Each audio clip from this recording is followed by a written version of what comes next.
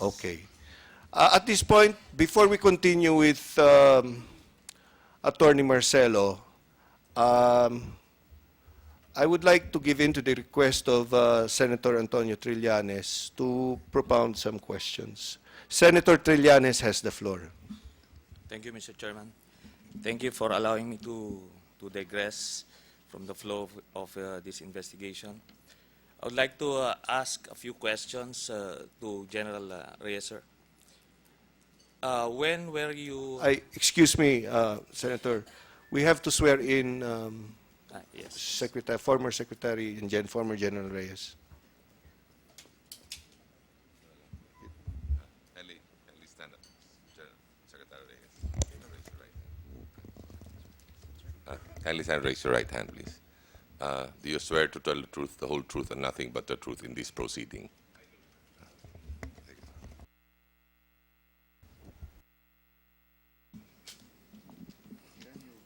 General Reyes, sir. When were you appointed as Chief of Staff of the Armed Forces of the Philippines?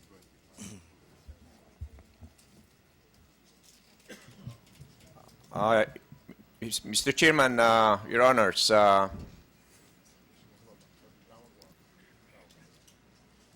if my recollection is still correct, it's sometime maybe July 1998, Mr. Chairman.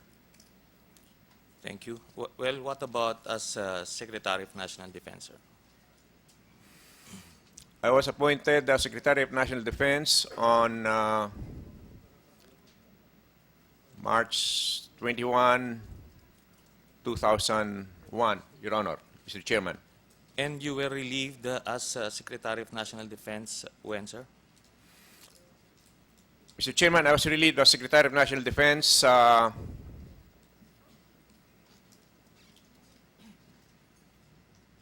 August of 2000. Around August 2003, Mr. Chairman. Okay. Can you tell us the signing limit of the Chief of Staff of the Armed Forces of the Philippines and the Secretary of National Defense during your time, sir?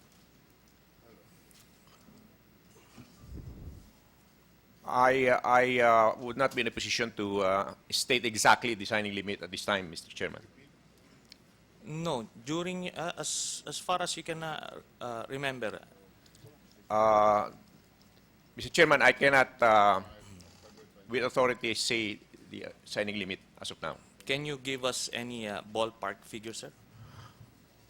The signing authority would be, I would think, as I said, I'm not certain. Yes. Probably we can ask the people who are more current to answer the question, Mr. Chairman. During your time, sir, I was referring to your term as SND and Chief of Staff, sir.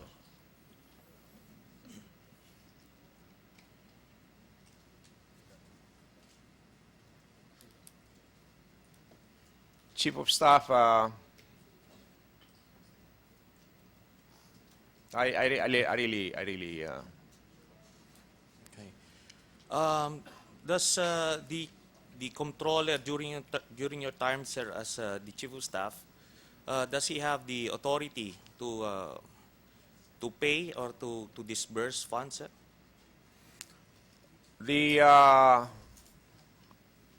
You're referring to the controller, Your Honor. Yes, sir. The controller releases funds based on the recommendation of the program directors or the head of the key budgetary units, program directors primarily, so that this should be the J staff. And of course, if it is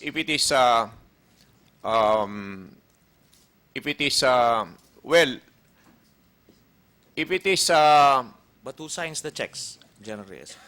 Who signs the checks to pay contractors? I would think not the Chief of Staff, Your Honor. It would be the Chief of Staff, sir, right? Well, depending on maybe on the signing authority, Mr. Chairman. Okay. With that, Mr. With all Chairman, due respect to my colleague, Senator Trillanes, I would just like to refresh the memory of Secretary Reyes, that he was not appointed on July of 1998. He was appointed of July of 1999. Because as my memory serves me right, if my memory serves me right, it was General Joselina Sereno who was appointed by former President Estrada as the Chief of Staff during Yeah. when he assumed office. Yeah, that's correct, Mr. Chairman. It's July, not 1998, but 1999. Well, Mr. Chairman, I move that we subpoena the procurement records of the Office of the Chief of Staff from July 1999 up to August 2003, and the procurement records of the Office of the Secretary of National Defense from, when was that, sir? August 2003. No, when were you appointed? Secretary of National Defense, Mr. Yes, Chairman. yes. If my recollection serves me right, August 2003. No, appointment as Secretary of National Defense, not when you were relieved.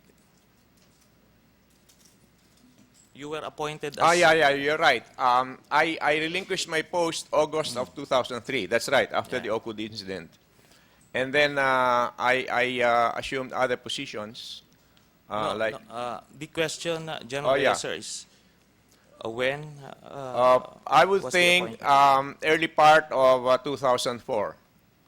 I think about April. Please proceed.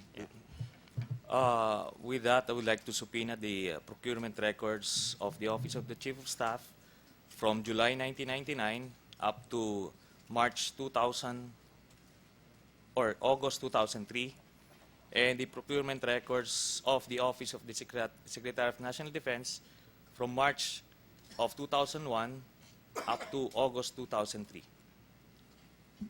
I so move, sir.